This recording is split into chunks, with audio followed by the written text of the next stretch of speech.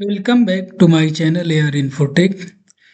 और आज की वीडियो में हम लोग बात करने वाले हैं पास्ट परफेक्ट कंटिन्यूअस टेंस के बारे में, जो कि पास्ट टेंस का ये आखिरी पार्ट होगा। इसके बाद हम लोग फ्यूचर में चले जाएंगे और इसको उर्दू में कहते हैं ज़माने माजी कामिल इस्तिमरारी, पास्ट परफेक्ट कंटिन्यूअस टेंस। जैसे आपको कहना वो सुबह से पढ़ रहा था, वह दोपहर से खेल रहा था, तुम शाम से क्या कर रहे थे, तुम 2 घंटे से क्यों नहीं पढ़ रहे थे। तो इस तरह के सेंटेंसेस आप कैसे ट्रांसलेट करेंगे अंग्रेजी में, इस वीडियो में पूरी जानकारी आपको दी जाएगी। इसलिए वीडियो को पूरा देखिए, ध्यान से देखिए, और अगर चैनल पर पहली बार आए हैं तो चैनल को सब्सक्राइब करना न भूलें। वीडियो समझ में आती हो तो लाइक कर दिया करें और बेल आइकन को प्रेस करना न भूलें। तो चलिए बगैर किसी वक्त के हम लोग वीडियो में आगे बढ़ते हैं। सबसे पहले इसकी पहचान,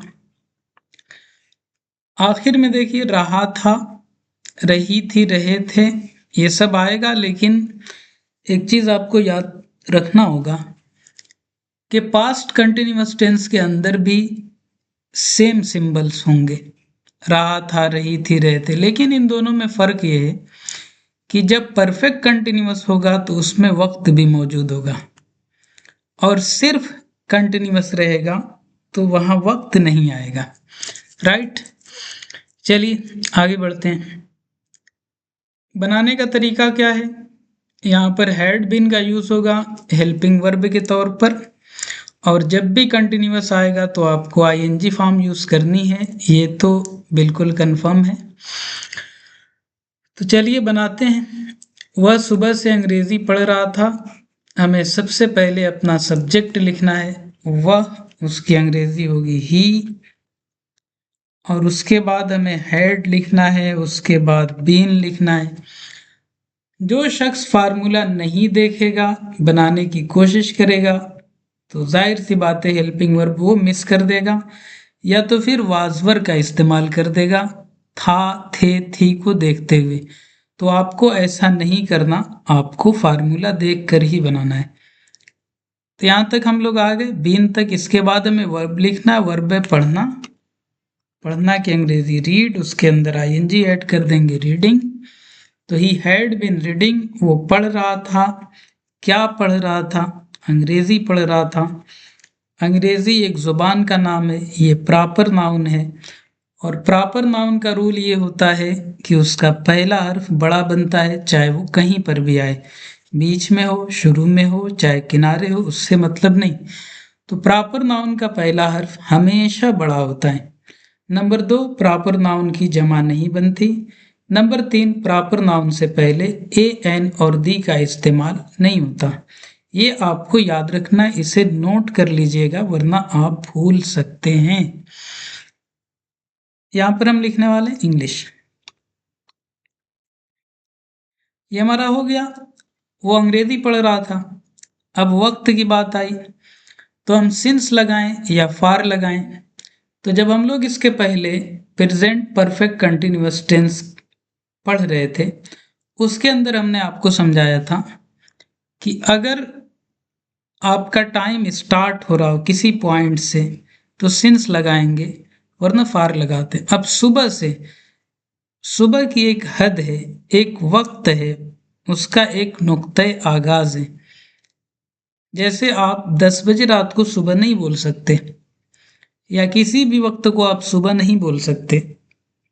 राइट, तो सुबह का एक टाइम होता है, एक पॉइंट होता है। तो सुबह से अंग्रेजी नहीं पढ़ रहा था, तो ये आपका पॉइंट ऑफ टाइम हुआ, और उसके लिए हम सिंस इस्तेमाल करने वाले हैं, सिंस मॉर्निंग।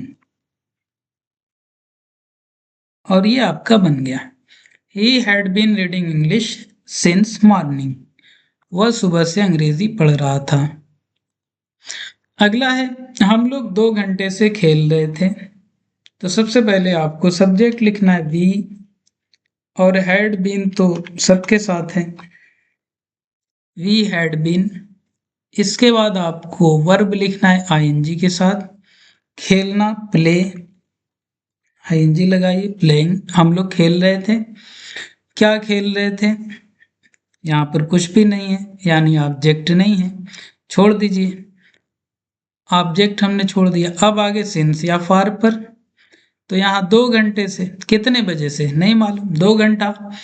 हम काउंटिंग कर रहे हैं, टाइम को काउंट कर रहे हैं। यहाँ पर कोई पॉइंट नहीं है, 2 घंटे से खेल रहे हैं, कोई भी 2 घंटा हो सकता है, राइट। तो इसलिए ये फिक्स नहीं हुआ। इसे हम कहते हैं पीरियड ऑफ टाइम, और पीरियड ऑफ टाइम के लिए हम फॉर का यूज करते हैं। For 2 hours. ओके, ये आपका बन गया। We had been playing for 2 hours. अगर इसी सेंटेंस को कहना हो कि हम लोग 2 बजे से खेल रहे थे, तब इसकी अंग्रेजी क्या होगी, आप लोग कमेंट बॉक्स में बताइएगा। तो ये था हम लोग का पॉजिटिव सेंटेंस, यानी कि मुस्बत जुमला। ओके, अब हम आते हैं अपने निगेटिव सेंटेंस पर। एक रूल आपको हमने समझाया था कि जब भी 2 या 2 से ज़्यादा हेल्पिंग वर्ब यूज होते हैं, उस वक्त निगेटिव या इंट्रोगेटिव बनाने के लिए सिर्फ पहले वाले ही हेल्पिंग वर्ब को इधर उधर किया जाता है, बाकी को हमेशा वर्ब के साथ ही रखते हैं, उसको डिस्टर्ब नहीं करते।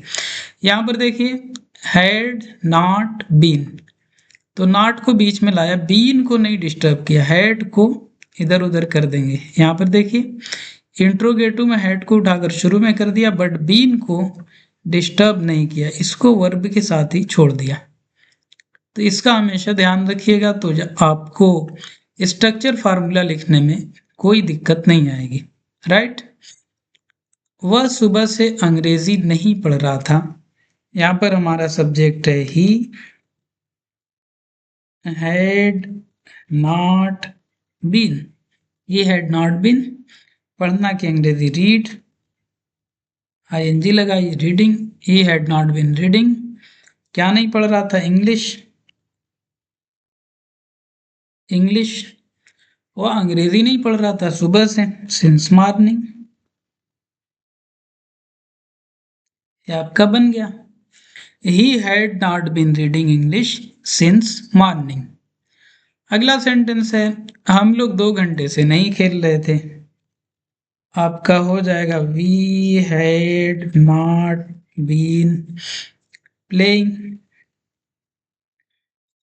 2 घंटे से, फॉर 2 आवर्स, राइट।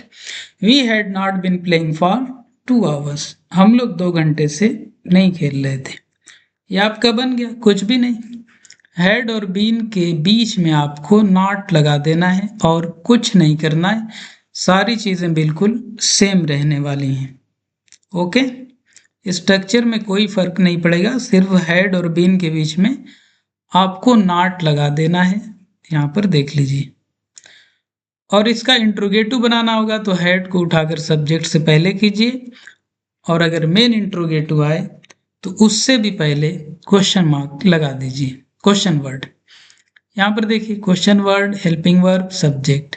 जब भी इंट्रोगेटिव बनाना हो तो ये बिल्कुल आपके जुबान पर होना चाहिए, question word, helping verb, subject, ये आपकी स्ट्रक्चर होगी। अगर क्या से स्टार्ट है हमारा सेंटेंस तो आप हेल्पिंग वर्ब से बनाइए, और अगर बीच में कोई भी क्वेश्चन वर्ड आ जाए तो उसको सबसे पहले लिख दीजिए, राइट। आइए इसको बनाते हैं। क्या वह सुबह से अंग्रेजी नहीं पढ़ रहा था? हमारा सेंटेंस क्या से स्टार्ट हो रहा है। हमें रूल मालूम है कि अगर सेंटेंस क्या से स्टार्ट होता है तो उसकी अंग्रेजी नहीं लिखते, बल्कि सब्जेक्ट को देखते हुए हेल्पिंग वर्ब को पहले लिख लेते हैं। और यहाँ पर हेल्पिंग वर्ब एक ही है, तो हमें छांटने की कोई ज़रूरत ही नहीं है, तो सबके साथ आएगा। तो इसी से हम शुरू करेंगे, हैड, और हमारा सब्जेक्ट है ही, उसके बाद नॉट। यहाँ पर एक चीज़ ध्यान दीजिएगा, नॉट लिखने से पहले सेंटेंस को चेक कर लीजिएगा कि उसमें लफ्ज़ मौजूद है या नहीं। अगर मौजूद है तो लिखिएगा, नहीं तो छोड़ दीजिएगा।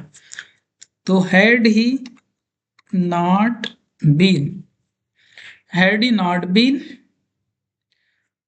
और अब आपको वर्ब लिखना है, वर्ब आपका है पढ़ना, रीड आईएनजी लगाइए रीडिंग।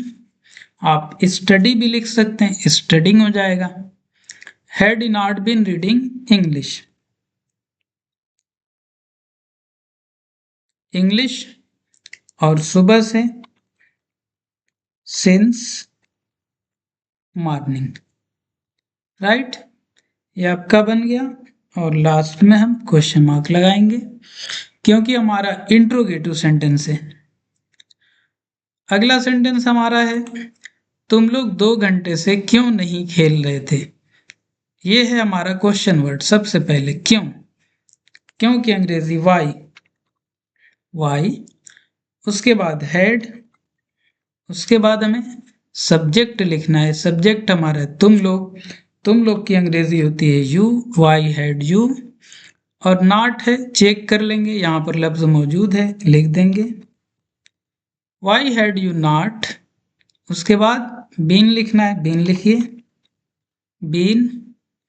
और यहाँ पर वर्ब है खेलना, प्ले।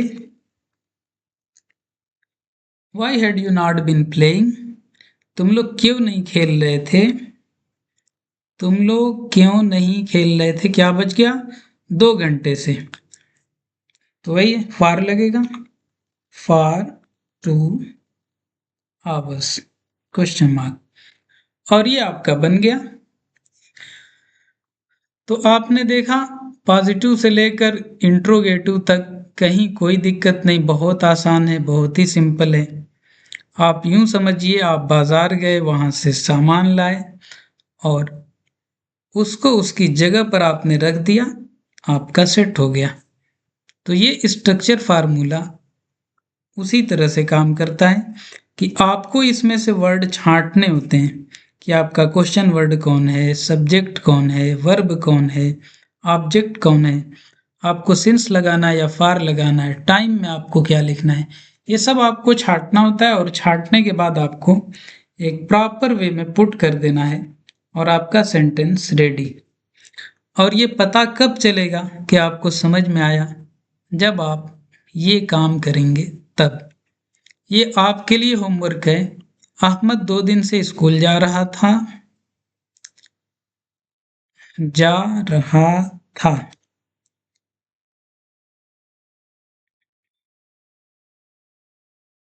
ओके।